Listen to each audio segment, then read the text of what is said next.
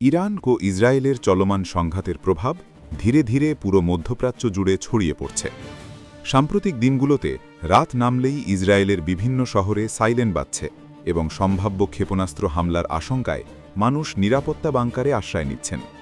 বিশেষ করে Tel Aviv সহ কয়েকটি গুরুত্বপূর্ণ এলাকায় হামলা শঙ্কা নিয়ে উদ্বেগ বাড়ছে।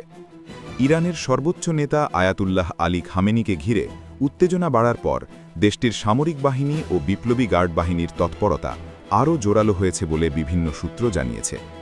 ইরান তাদের সামরিক অভিযানকে অপারেশন ট্রু প্রমিস নাম দিয়ে যুক্তরাষ্ট্র ও ইসরায়েলের বিরুদ্ধে কঠোর অবস্থানের বার্তা দিয়েছে।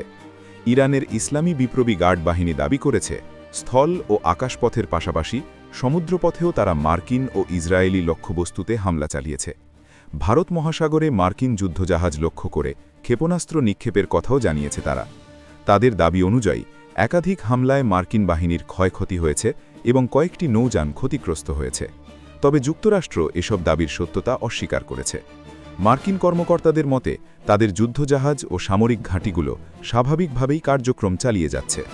এর মধ্যেই ইরান সতর্ক করে জানিয়েছে, যুদ্ধবিরতির প্রস্তাব প্রত্যাখ্যান করা হয়েছে এবং পরিস্থিতি আরও জটিল হলে যুক্তরাষ্ট্র ও ইসরায়েলকে কঠিন মূল্য দিতে হতে পারে। ফলে পুরো মধ্যপ্রাচ্যে উত্তেজনা ক্রমেই বাড়ছে।